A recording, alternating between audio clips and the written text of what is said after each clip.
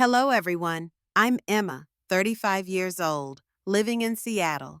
If you've ever felt trapped in a role where people only value you for what you give, not who you are, then this story may resonate with you.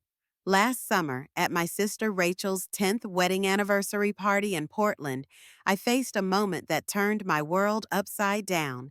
A seemingly harmless joke, the family's mobile bank, was like the last straw, making me look back on the past 6 years when I spent more than $70,000 to keep my sister's family afloat. But what happened next really changed the way I saw myself and relationships. Before I continue, if you find this story interesting, hit the like button to let me know you're here, and don't forget to subscribe to the channel to explore other journeys about family, boundaries, and finding yourself. Now, let's go back to that fateful day. The day I decided to step out of a role I thought I couldn't escape from. In the summer of 2024, the sun poured down like golden honey on a lush garden on the outskirts of Portland, Oregon, where my sister Rachel's 10th wedding anniversary party was taking place amid a sea of laughter.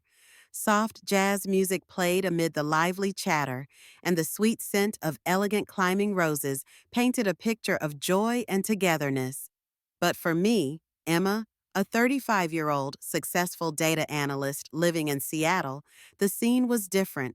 Sad, tired, and simmering with unnamed resentment. I stepped into the garden, my cobalt blue maxi dress gliding gently on the smooth grass. My neatly tied hair could not hide my tired eyes, although I still tried to smile brightly. Rachel, 38 years old, radiant in her pure white wedding dress, stood next to her husband, Tom, 40 years old, rough-looking but often smiling gently. They held hands, welcoming guests with a look of complete happiness. I approached, holding a carefully wrapped gift box. Ethan, my lovely 8-year-old nephew, rushed to hug me, his eyes clear and bright. "Auntie Emma!" he exclaimed happily. My smile widened, this time more sincere, as I held him in my arms. I gave him the gift, a complex science toy that I knew he would love. The gift was expensive, but with Ethan, I never regretted anything good.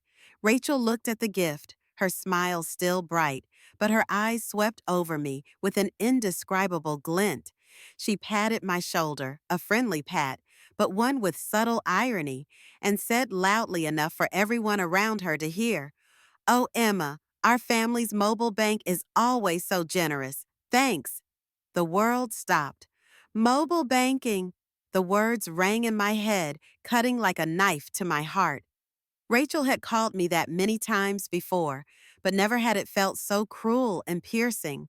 It exposed the truth I had always tried to deny. I, Emma, was not a beloved sister, not a valued member, but a bottomless source of money for the family. A fire of anger burned inside me. I looked around, the lavish banquet table, the luxurious imported flowers, the ornate decorations. It all reflected an extravagance that I knew, most, if not all, had been paid for with my own money. Over $70,000. The number stood out clearly in my mind, the sum total of what I had quietly spent on Rachel and Tom over the past 6 years. Rent, bills, car repairs, Ethan's preschool tuition. Every penny had been my hard work, my foregone dreams, my own chances at living. The needle in the bag finally came out.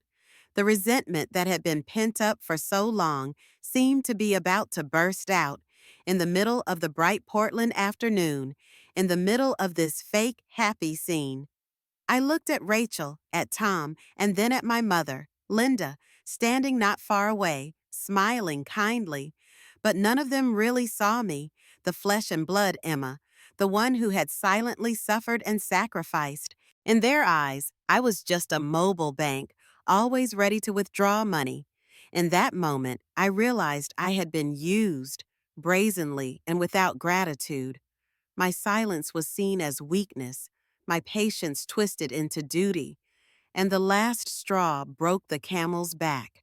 It was the beginning of a journey, a journey to find my voice, to reestablish my boundaries, to take back control of my life. I knew it was time to change, not just for myself, but for Ethan, the child I loved more than anything in the world.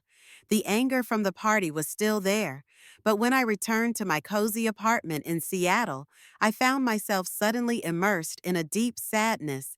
I sat by the window, holding a steaming cup of coffee, watching the raindrops patter silently on the glass. My mind drifted back to my childhood in Tacoma, Washington, like a slow-motion film, hazy and haunting. Rachel and I were inseparable sisters. When we were young, we were inseparable, sharing all our childhood secrets and unrealistic dreams. Rachel, 3 years older than me, was always the lively, outgoing girl with a bright smile and sparkling eyes, full of mischief. She was the center of attention, always knowing how to make others laugh. On the contrary, I was quiet, preferring to hide in my books and my own world, but secretly admiring my sister's brilliance. We were two perfect pieces in a family picture that seemed never to be broken. But life is not a fairy tale. When I was 15, my parents divorced. The wound was deep in me and left an unfillable void in the family. My mother, Linda, who was a fragile woman who always relied on my father, completely collapsed after the incident. The house, which used to be filled with laughter, was now filled with silence and melancholy sighs. Rachel, with her dreamy nature, chose to escape reality by rushing into quick relationships and impulsive financial decisions. She did not know how to control money, lived on her emotions, and rarely thought beyond tomorrow. As for me, even as a child, I felt the need to become an adult early on. I started working part-time at the school library, then tutoring my classmates to earn some money to help my mother and take care of myself. I understood that if I wanted to escape from my struggles, I had to step up on my own. I studied day and night, setting a clear goal to go to college, have a stable job, have a different future. Through constant effort, I graduated from college with a degree in data analysis and quickly established a position at a large technology company in Seattle. I built a career from scratch, solid, stable, and full of promise. I am proud of everything I have overcome. Rachel's life, on the other hand, took a different turn. She married Tom, a car mechanic with an irregular income, lacking ambition and stability. Their life was always in a state of struggle, lacking everything. From there, a spiral of dependence gradually formed. Rachel began to seek me as a lifeline. At first, it was small loans, pleadings full of anguish. "Emma, I'm short on rent. Can you help me? I promise to pay you back." Or, "This month's bill is too high. I can't pay it back. Can you lend me a little?" I believed in her promise, believed in the sacred bond of family love. But then, those promises never came true. The loans kept growing, becoming blunt requests.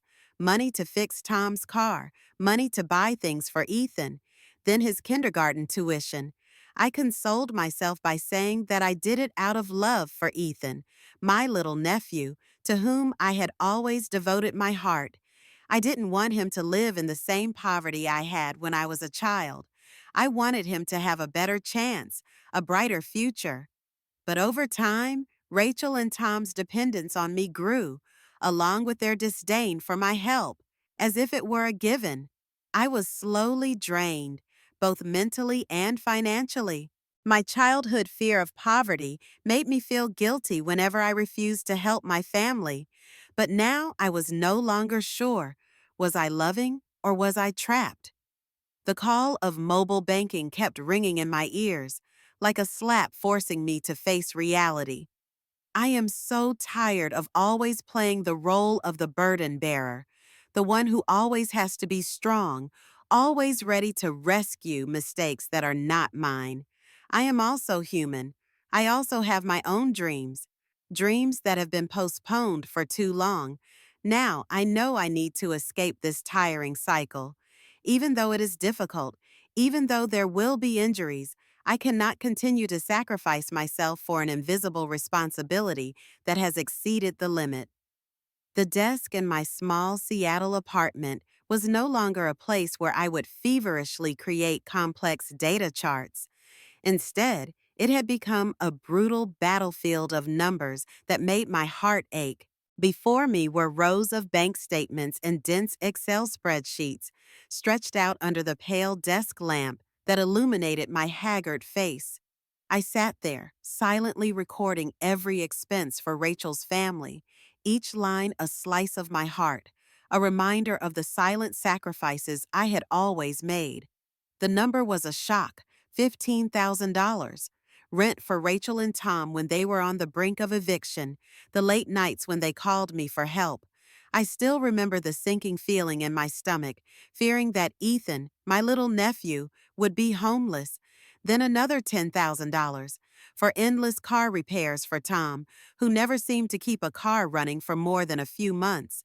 Rachel would call, exhausted. "Tom can't go to work. Can you help me again?" And I, as always, would grit my teeth and send the money. Another $5,000 for Ethan's school supplies and extracurricular activities, books, swimming lessons, art classes, music classes. I always wanted him to have everything, not to live in poverty like I did. And that total amount, after many years, has exceeded $70,000, a number that makes many people sweat, a not small fortune. To raise that amount of money, I had to sacrifice many personal dreams and plans. I had dreamed of owning a new car, a gift I had intended to reward myself after years of hard work. But that dream was put on hold indefinitely. My retirement savings were dwindling, a very dangerous thing for my future when I was old. I also gave up on the idea of buying a small apartment of my own, a private corner of the world that I had always longed for, because every time I got close to reaching the required amount, another emergency from Rachel would come and wipe it all out. But what hurt me the most was not the money. It was Rachel and Tom's attitude. Not once did I hear a sincere thank you. They took my help for granted, as if I was born to take on that responsibility, just because I was the successful child. At family gatherings, when I tried to hide my exhaustion and stress, Rachel would casually say sarcastically, "Here's Emma, the rich single woman, working like a money printing machine. I wonder if she has a boyfriend yet." The remark, uttered with a mocking half smile, left me numb. Tom sat there, chuckling, not realizing the cruel insensitivity in his wife's words. Those words were like needles stabbing straight into my self-esteem, a blatant insult, a slap in the face to the kindness I had shown them. The pressure did not come only from them. My mother, Linda, though always gentle and full of remorse, was another source of pressure that I could not refuse. Her phone calls always rang with a soft but heavy voice. "Poor Rachel, she is suffering. Ethan needs you, Emma. You are the only support of our family." That sentence, which seemed to be a loving word, was like an invisible rope, suffocating me with a responsibility that I had never chosen, but was still mercilessly imposed on me. I understood that my mother had no bad intentions. She was just a weak woman, always needing to cling to someone. But it was that dependence over the years that inadvertently helped maintain this toxic cycle. I felt like I was caught between two lines: the genuine love for my family and the cruel exploitation I had to endure, between the responsibilities imposed on me by others and the inescapable exhaustion. I was so tired of living in the role of the bearer, the one who always had to save the day, the one who always had to sacrifice. I also had the right to live for myself, to pursue the things I loved, but those invisible burdens had held me back for too long. I stared at the cold numbers on the Excel screen, and in that moment, a bold, painful, but necessary decision slowly took shape in my mind. It was time to choose freedom.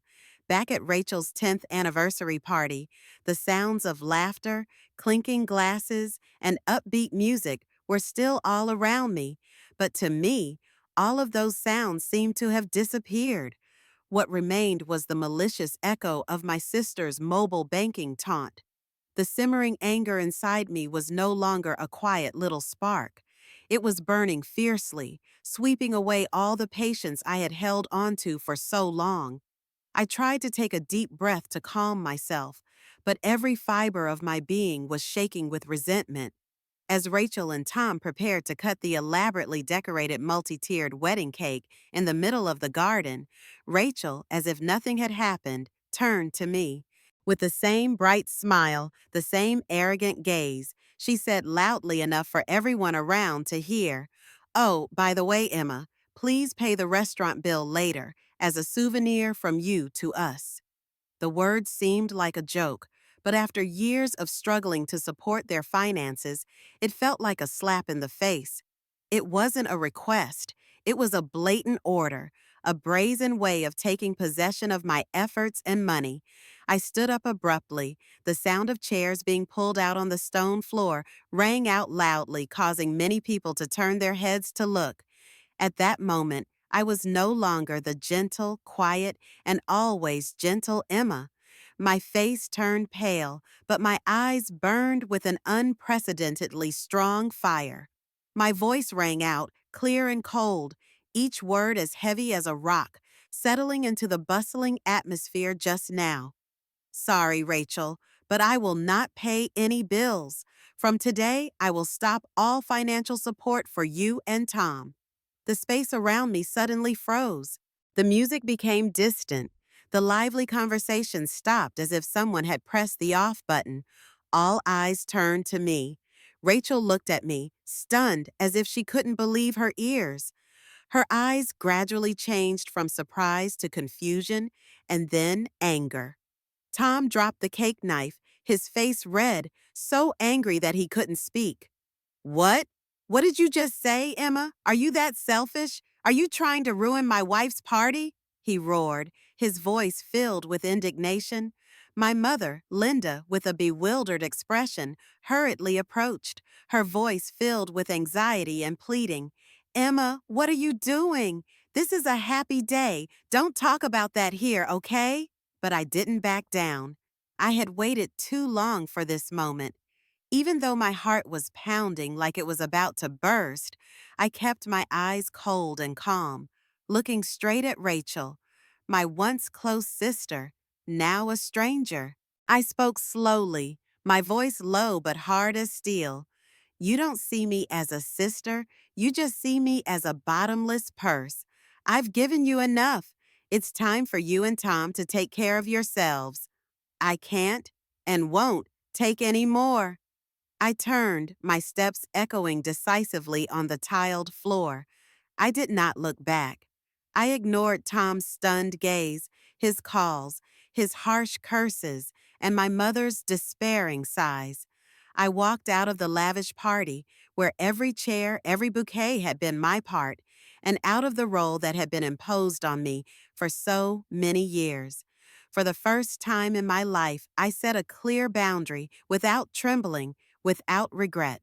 Although my heart still ached, partly because of concern for Ethan, the nephew I loved like my own son, deep inside I felt a strong sense of liberation, as if a long-standing chain had just been broken. I had been silent for too long. I had endured too much. Today, I finally spoke up for myself. This step, although bitter, although it would cause many relationships to break, was still the best step I had ever taken, because it was the first step towards finding myself again. And I knew I was ready. As soon as I left the party, driving off into the night, leaving behind shocked eyes and chaos, the phone in my bag started to vibrate incessantly. I didn't need to open it to know who it was. Messages from Rachel poured in like a flood, the screen flashing continuously like an angry rhythm tapping into my mind.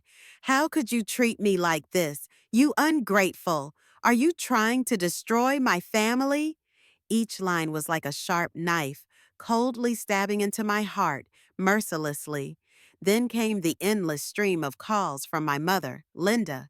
Without even having to answer, I could already imagine her face, pale with worry, a mixture of shame and anger. She would use the tone I had heard all my life, pleading, blaming, the tone of a mother who tries to maintain the facade of family peace by forcing someone to sacrifice. Emma, calm down. Rachel is really struggling. Family is the most important thing. You can't turn your back like that. You're the pillar, the support of everyone. Every word she said would be a needle piercing my softest place. My conscience, my duty, my love for family, things I had struggled to hold on to for so many years. I knew my mother didn't mean to hurt me, but her inherent weakness, the way she avoided conflict by shifting responsibility onto others, was what perpetuated this toxic cycle. And then the message took my breath away. My heart clenched painfully. A short line appeared on the screen. Teacher, I miss you. Don't you love me anymore? It was from Ethan, clearly sent by Rachel from his phone. It was a crushing blow. Guilt hit like a tsunami, drowning out every defense I'd built up. Ethan, the child I loved more than anything, the child I'd held since birth, was now a tool for manipulating my emotions. It felt like a boulder was pressing down on my chest, so heavy that I had to strain to keep driving. Tears welled up in my eyes, hot and stinging, blurring my vision. But in the midst of that storm of emotions, I knew I couldn't turn back. If I gave in now, everything I'd done would be for nothing. Rachel would know that one text, one tear, real or borrowed from her child, would be enough to shake me, and I couldn't let that happen again. Torn by hundreds of conflicting emotions, I steered the car to a familiar place, the seaside park where I often went when my heart was in turmoil. The sea breeze blew wildly, messing up my hair, carrying with it the salty taste of tears and of life itself. I sat quietly on the cold stone bench, silently looking towards the horizon, where the sea and sky merged into one, trying to find a steady breath amidst the waves that were roaring not only offshore, but also within my own heart. I recalled what had just happened: Rachel's sarcastic sarcasm, Tom's cold indifference, and my mother's weak but pressured voice. In my mind, I saw Rachel and Tom continuing to depend on each other, spending lavishly and then asking for help, without remorse, without a word of gratitude. The stark truth gradually emerged.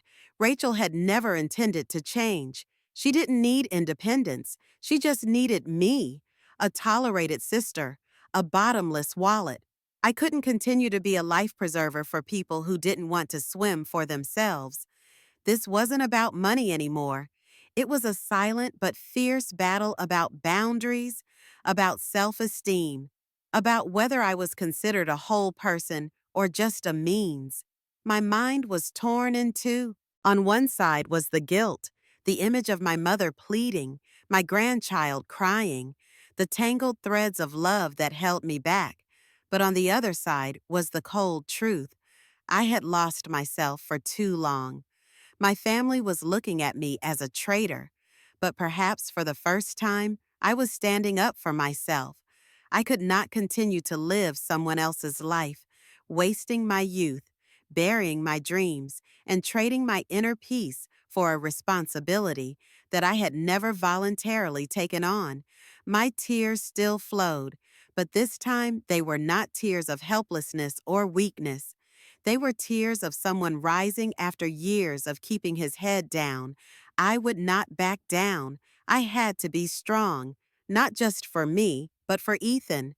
If I truly loved him, I had to show him a different example of self-respect, of independence, of saying no to what was wrong, even if it hurt someone else. I would not give in. No matter how big the storm ahead was, I would face it with a courage I never knew I had. After an emotional night at the waterfront park, I returned to my small apartment in Seattle. As soon as the door closed behind me, the familiar space suddenly felt stuffy, as if the four walls themselves were reflecting the turmoil inside me. My body and mind were exhausted. I knew I couldn't continue living as if nothing had happened. I needed a break, a space to pick up the scattered pieces of my soul and put them back together in a new, healthier way.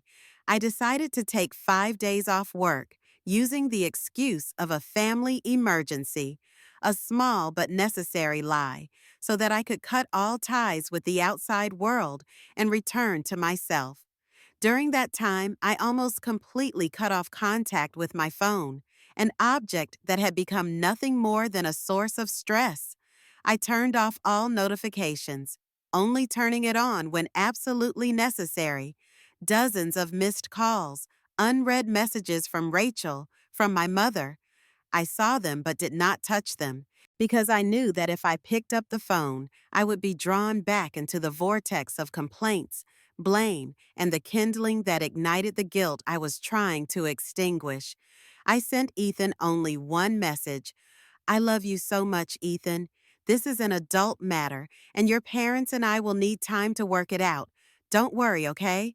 I knew he was too young to understand, but I wanted him to feel my unwavering love, that my decision to leave wasn't because I didn't love him.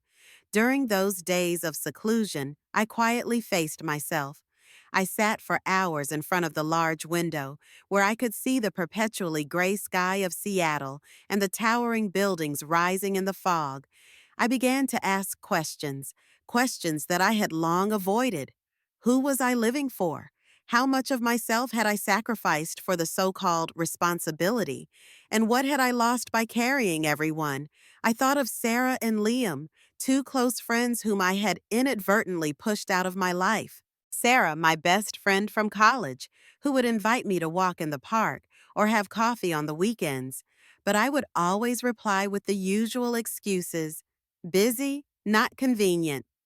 Liam, my colleague and best friend, once invited me to develop a potential side project, but I declined because I was overwhelmed with family obligations at the time.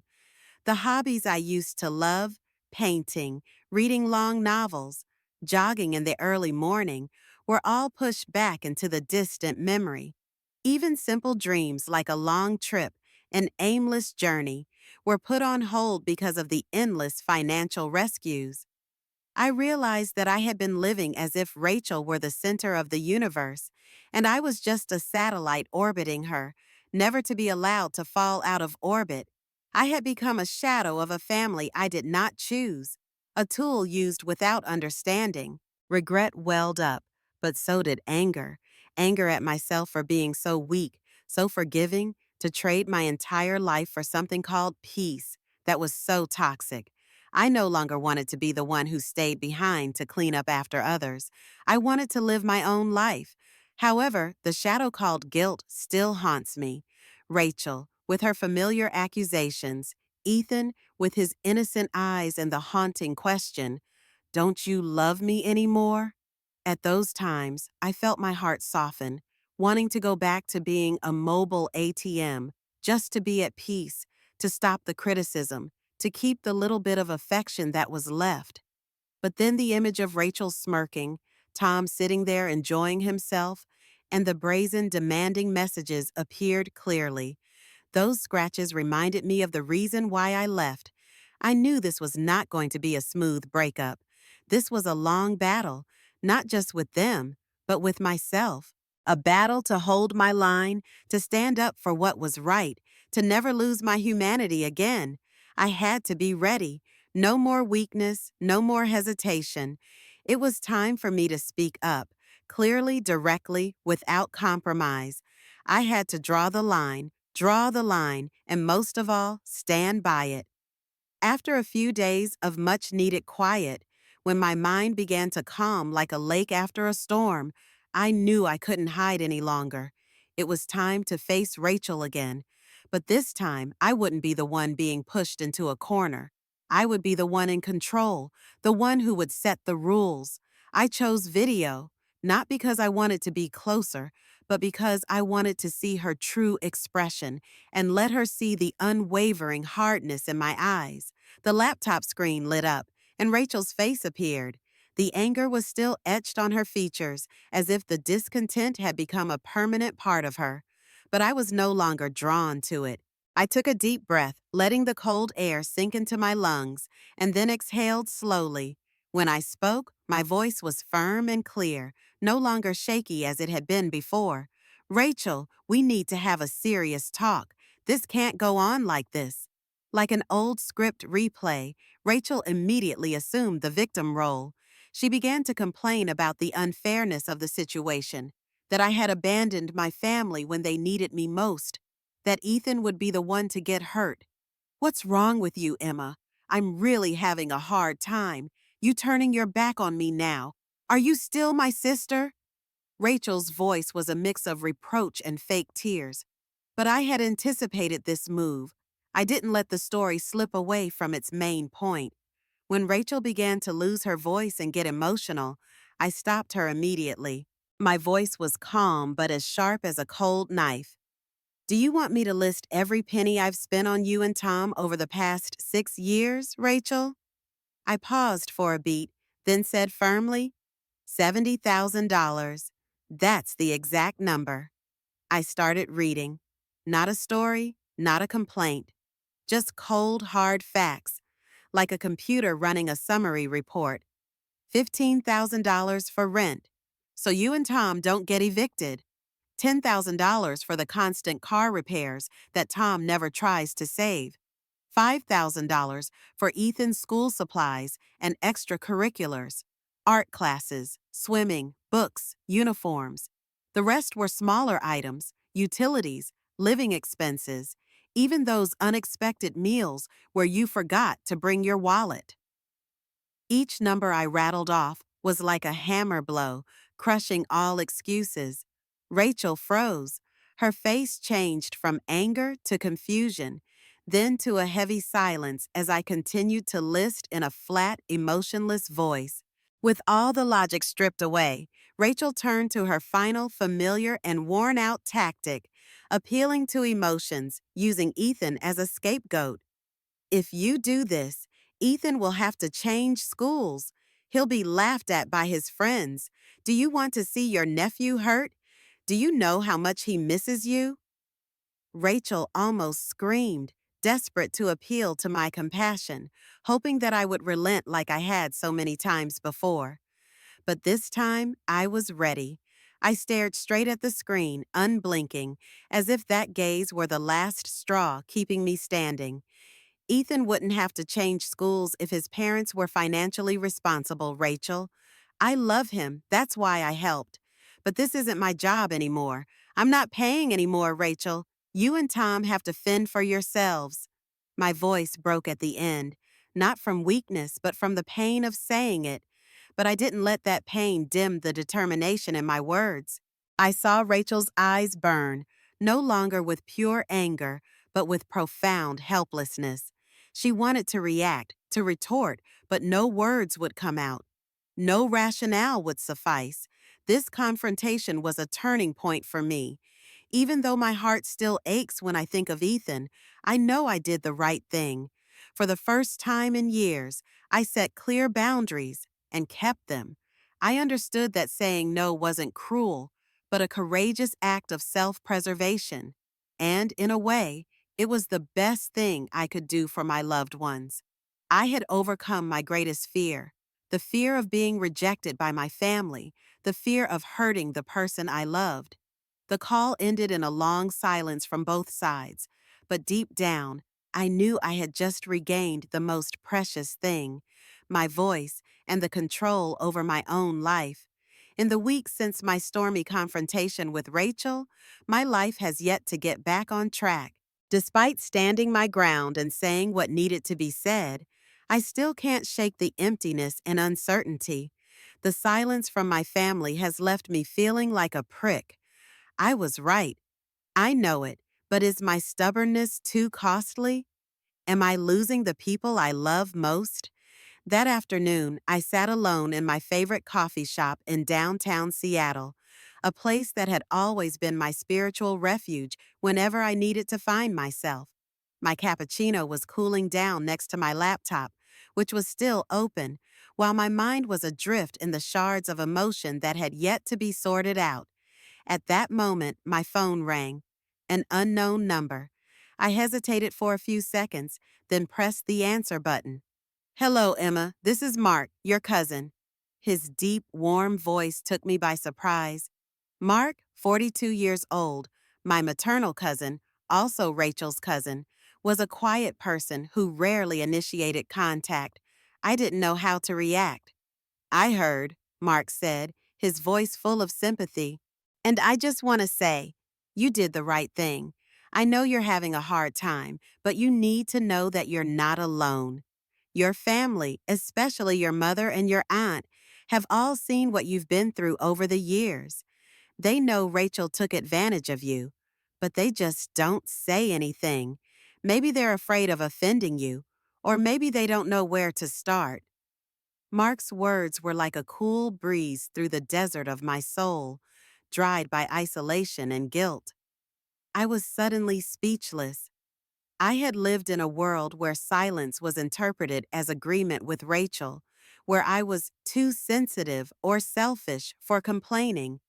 But now, for the first time, someone in my family had broken that silence and stood by me, openly, unequivocally. The invisible burden I had carried on my back for so long felt like someone had gently lifted it. A few days later, while my heart was still reeling from that conversation, another event brought tears to my eyes. A text message came from someone I didn't expect, my father. The 65-year-old man had divorced my mother when I was young and lived in a distant state. We kept contact minimal, birthdays, holidays, a few social calls. But this text was different. Emma, I heard, I know you're under a lot of pressure, but I just want to say, you've been very brave. You're doing the right thing for yourself and for Rachel's children. Just a few lines, not flowery, not long, but each word seemed to touch a part of me that I had always tried to hide. The recognition from someone I had always felt distant from, someone I had hoped could understand me, but never dared to hope, was the small flame that lit up my determination in the most uncertain moment. In that moment, I was no longer the girl who shouldered alone. I was seen, listened to, and supported. With Mark and my father's confirmation, I knew I needed to do one more thing: seek professional help. My emotional wounds could not be healed by encouragement alone, no matter how sincere. I made an appointment with a highly regarded therapist in Seattle, Dr. Carter, a woman in her 50s with a commanding presence and a piercing gaze that seemed to see through everything left unsaid. In the quiet, intimate conversations of the therapy room, I began to unpack the layers of emotions that had been bottled up for years. With Dr. Carter's guidance, I saw more clearly my role in the family, that of rescuer. My resignation, it turned out, was not a sacrifice, but the result of a fear that had been ingrained in me since childhood, a fear of abandonment, of disappointing others, of being worthless if I was not helpful to someone. Worse, I realized a painful truth. All this time, I thought I was saving Rachel, but I was actually keeping her in a state of dependence. I was not giving her the opportunity to face the consequences and grow up. I was also unwittingly sending Ethan the wrong message, that love is measured by material sacrifice, that you can only be loved if you give. It sent a chill down my spine. I did not want my nephew to grow up with such a distorted definition of love. The therapy journey was challenging, sometimes so exhausting that I burst into tears in the middle of a session. But at the same time, it was also liberating. Step by step, I untangled psychological knots that had been tangled for so long. I learned to listen to myself, set clear boundaries, and most importantly, forgive myself for being so weak and for daring to be strong now. Mark's validation, my dad's message, and Dr. Carter's guiding hand helped rebuild my shattered faith. I knew there was more trouble ahead, but for the first time in years, I felt like I was strong enough to face it, and I was ready. A few weeks after the sessions and the confirmation from my dad and cousin Mark, When I was beginning to find some fragile balance in my life, a surprise call pulled me back into the familiar quagmire. Rachel.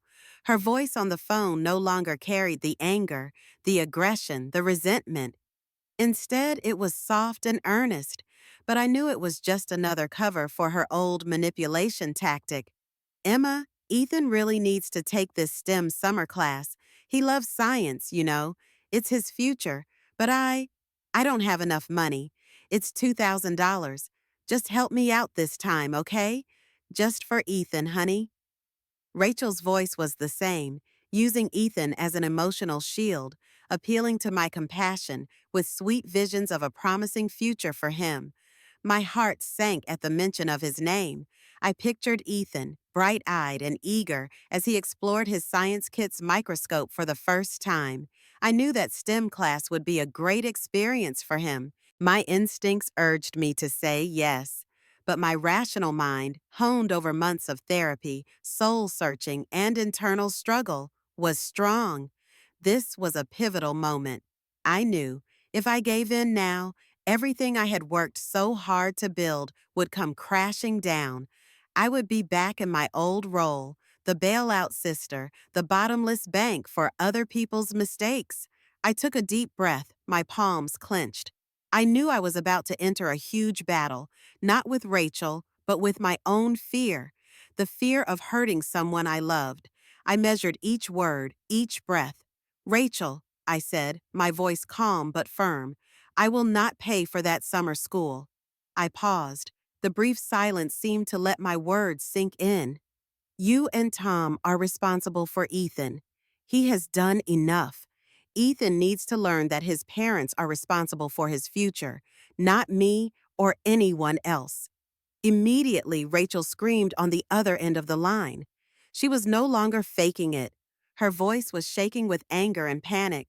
You're so cruel. You're ruining your nephew's future. He's going to hate you. Do you know how much he looks forward to that class? She continued to scream, pounding out harsh words, trying to push me into an emotional corner, like so many times before.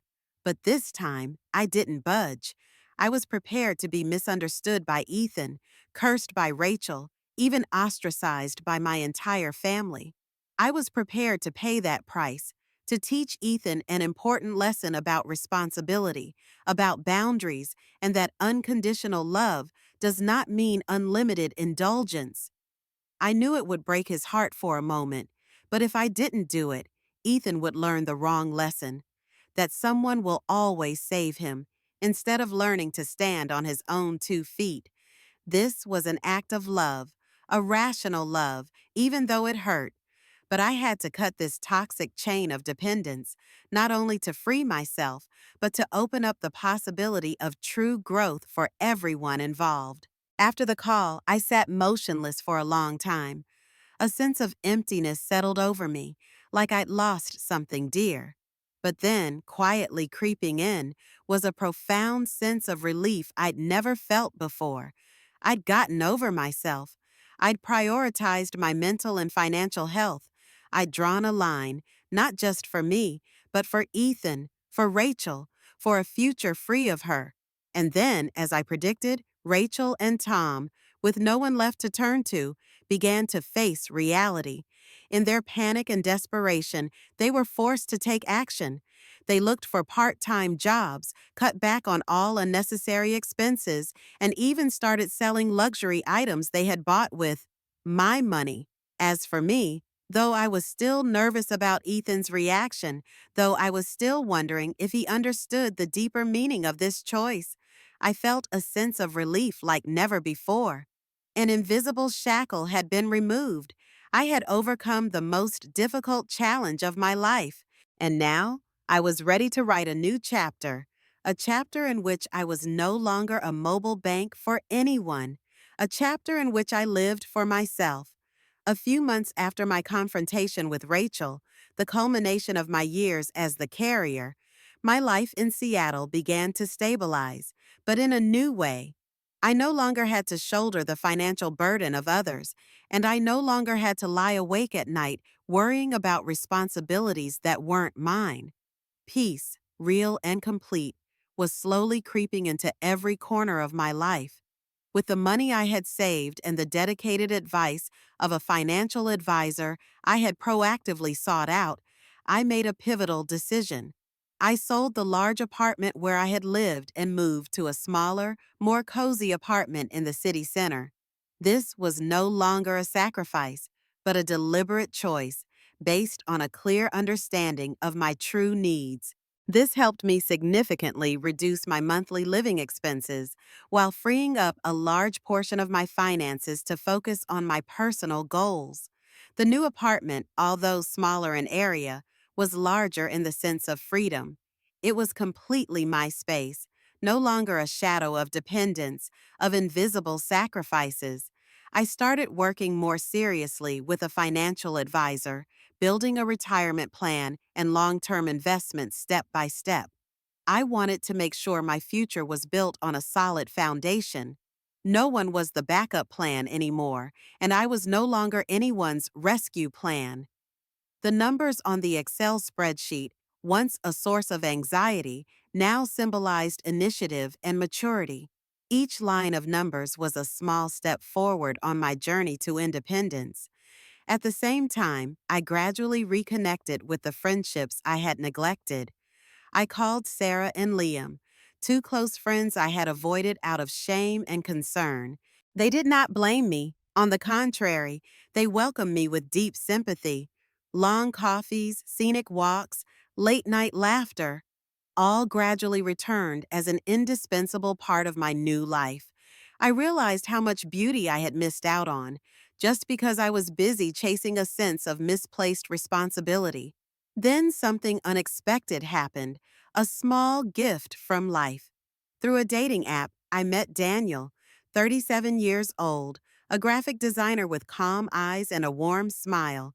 He had been through the same situation as me, having dependent relatives, having carried the burden of responsibility on his shoulders for many years.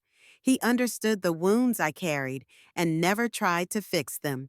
Our relationship was slow, delicate, and full of understanding. Daniel asked for nothing, simply to be there, to listen, and to support. I also decided to join a support group for people who had been caught up in codependent family relationships. There, I found empathy from people who seemed like strangers but were emotionally close to me. Here, I realized a profound truth. My constant rescuing of Rachel was not actually helping her, but rather causing her to avoid responsibility and delay her growth. I was not a healer, but rather an unwitting part of the problem, a link in the chain that perpetuated the instability. From these experiences, I learned a valuable lesson.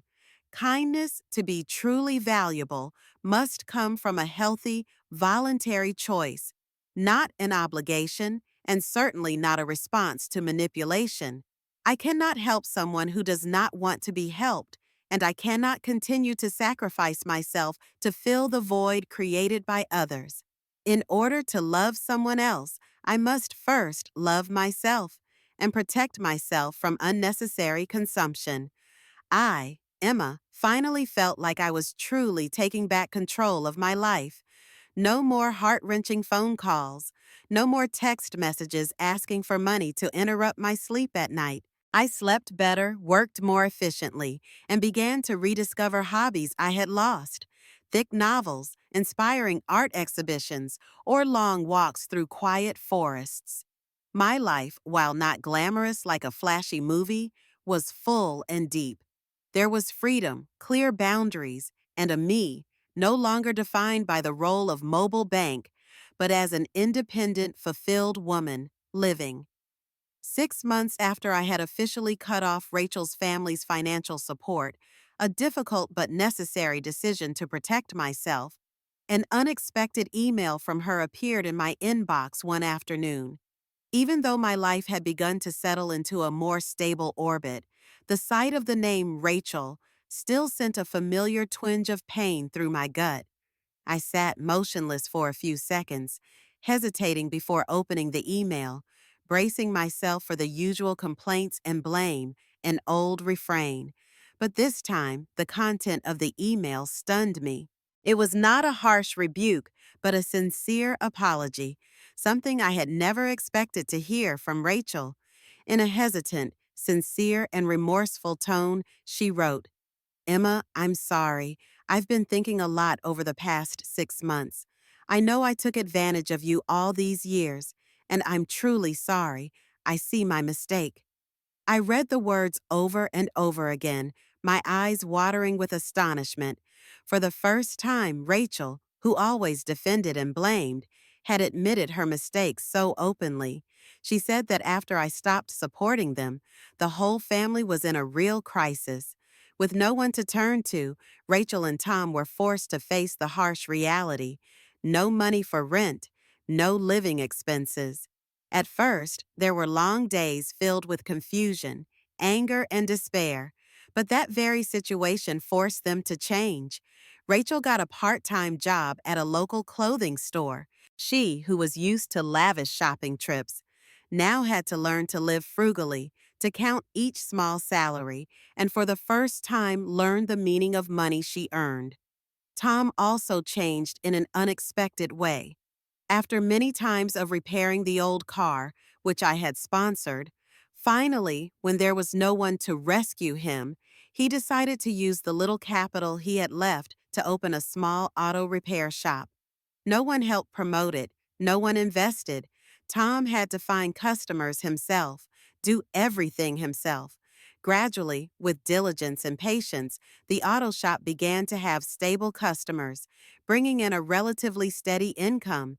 And then Rachel told me about Ethan, my nephew who used to be my biggest weakness. At first, he couldn't hide his disappointment when I stopped visiting him often or buying him expensive toys. But surprisingly, Ethan adapted very quickly. Even though he had to transfer to public school, he made many new friends, joined clubs at school, and became more active. No longer having expensive STEM classes, Ethan still diligently searched for science books in the library and did experiments at home with his own passion and creativity. He still kept his love for science, but this time through his own efforts, not thanks to the subsidies of others. What moved me most was the change in my mother, Linda. The woman who had been constantly urging me to help my sister no longer talked about money. Instead, she began to care about me. Really. She asked about my work, about my friends, and even paid surprising attention to Daniel, whom I had mentioned many times in our calls. A new bond was being formed between me and my mother, no longer one of obligation, but of genuine, open concern.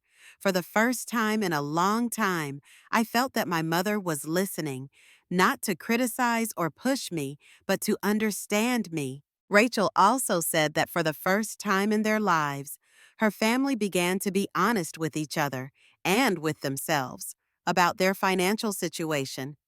No more exaggerating their hardships to gain sympathy.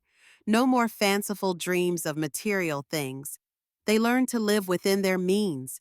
No more lavish parties or designer clothes. Instead, they learned to cook at home, share small bills, and sit down together to talk about the future as equals. Rachel's family's relationship, while still learning, is shifting from one of dependence to one of cooperation. They have gone from a family that relied on the kindness of others to one that stands on its own 2 feet. And I felt something strange as I read the last lines of the email. Not a sense of complete relief, nor a sense of they'll finally understand, but a small but precious glimmer of hope that my tough choices had not been in vain, that the deep cracks in my family, while not yet healed, had at least begun to heal, little by little. 3 months after Rachel's apologetic email, I began to feel a strange emotion I hadn't felt in a long time: peace. A glimmer of hope crept back, as gentle as the morning sun after a long rain. I knew it was time to confront, not to judge, but to see with my own eyes the changes Rachel had spoken of. I decided to head back to Portland, ready to talk, ready to forgive, and if possible, ready to heal. Rachel agreed to meet me at a small, quiet cafe in the heart of the city, simple and rustic, the complete opposite of the lavish party where everything had fallen apart. When I entered the cafe, I immediately noticed Rachel sitting in a secluded corner, a steaming cup of coffee in front of her. Looking at her then, I saw a very different woman. No more fancy dresses, no more expensive perfume or flashy lipstick. She wore a simple sweater, faded jeans, her hair neatly tied up, and her face, despite the lines of fatigue, radiated a calm and mature look. She was no longer someone living in a superficial shell of glamour, but someone learning to walk on her own 2 feet. We began to talk. At first, the atmosphere was a bit awkward and reserved, like two strangers who used to be very familiar. But each word, each look gradually pulled us back to our old connection, this time sincere and unguarded. There was no blaming, no reproach or dissatisfaction. Rachel told me about her sales job, about the early days of struggling to calculate every penny, about learning to control her spending, about her awkwardness when she first stepped into the world of real workers. Her voice was no longer bitter or sad, but acceptance. And from there, a new belief in her own ability to be independent. "You know, Emma," she said, her voice soft, as if afraid to touch old wounds. "At first, I was angry with you. I felt like you had turned your back on me, like I had been abandoned in my darkest hour. But then, when there was no one left to turn to, when everything was forced to collapse, I saw myself more clearly. I depended on you for too long, too easily, and I was wrong. If you hadn't been strong enough to stop, I would never have woken up." Those words weren't easy to say, but as they rang out, I felt the truth behind them. Not a plea, but a sincere confession. For the first time, Rachel wasn't just saying sorry. She understood why she had to say it. I also shared about myself, about the positive changes since I learned to set boundaries, about my work, about Daniel, who came along when I needed a healthy, mature relationship. I told him how I learned to take care of myself, how I no longer felt burdened or guilty about the past. And also by stepping away from the role of rescuer, I found freedom in my soul.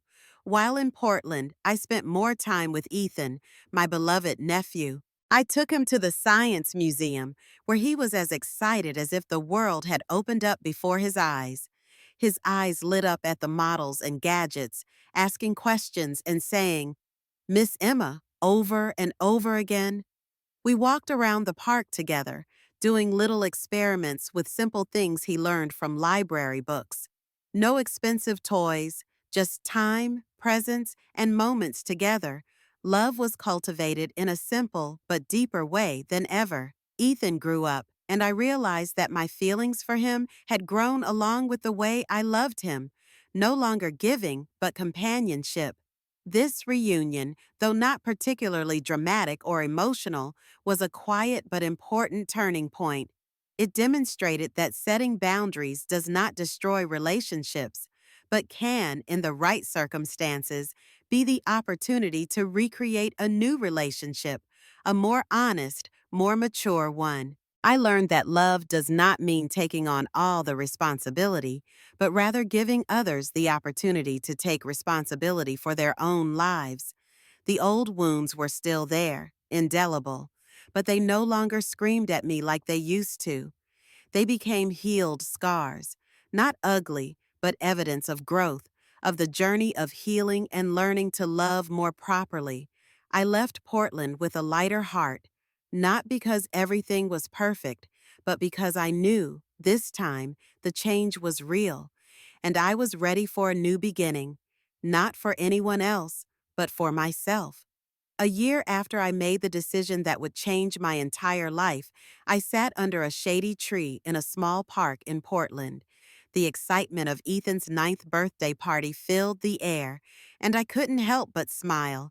In contrast to Rachel's 10th wedding anniversary party, where everything was covered in the bright lights of ostentation, this time everything was simple, warm, and sincere. There were no flashy decorations, no expensive food, just the laughter of children, the intimate chatter of family, and an atmosphere filled with love. I looked around, taking it all in. Rachel was carefully cutting the rocket-shaped birthday cake she had made for Ethan. Her face was covered in frosting, her hair loosely falling over her forehead, but I had never seen her so radiant. A beauty that did not come from jewelry or brands, but from true contentment and peace.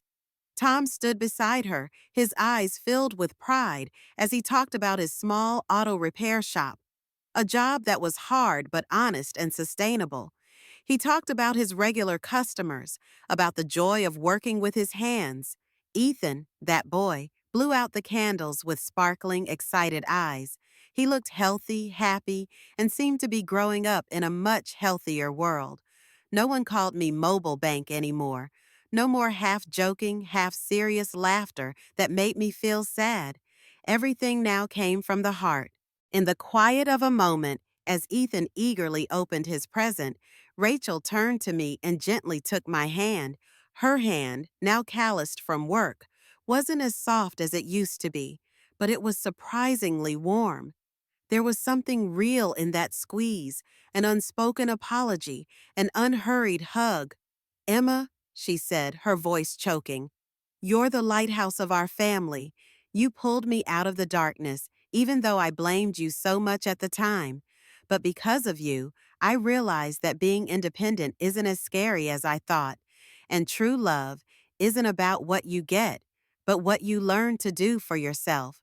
I'm grateful to you." Those words, coming from the bottom of Rachel's heart, made my heart tremble. I realized that what had once been considered a selfish act was actually the most necessary turning point, not only to save myself, but also to give Rachel and her family a chance at rebirth. Now I am walking on my own path, with a light heart and a bright future. I am no longer the silent carrier, no longer the default ATM machine in the eyes of my relatives. I am Emma, an independent, strong woman who clearly understands that her value does not lie in how much money she can give, but in her perseverance, self-respect, and love for herself. I'm in the process of buying a small, beautiful apartment in Seattle, not to prove anything, but as a symbol of my independence, of the journey I've bravely taken. My finances are stable, secure, and for the first time, I don't feel like I'm dragging someone else along. Daniel, the man I love, proposed to me on a sunset beach in a simple but heartfelt moment. I smiled and said yes. He made me feel understood, respected, and together. We're drawing a future together, without pressure, without coercion. As for Rachel and her family, they have truly changed. They have not only overcome difficulties, but also learned to stand up for themselves. The feelings between us are no longer about blind attachments or expectations, but about listening, understanding, and unconditional love. No one asks anything from anyone anymore, just presence and gratitude for still having each other. I used to think that love meant sacrificing everything, satisfying every need to maintain relationships. But now, I understand that true love cannot exist without boundaries. My setting boundaries did not destroy the relationship, but on the contrary, created a solid foundation for more genuine and mature relationships. I learned that the value of a person is not in the balance of the bank account or blind generosity. It is in the inner strength, in the resilience, and in the ability to say enough when necessary. I saved myself, and in doing so, I also opened a way out for the people I love. It was a lesson I learned the hard way, but one I will never regret. Thank you for listening to my story.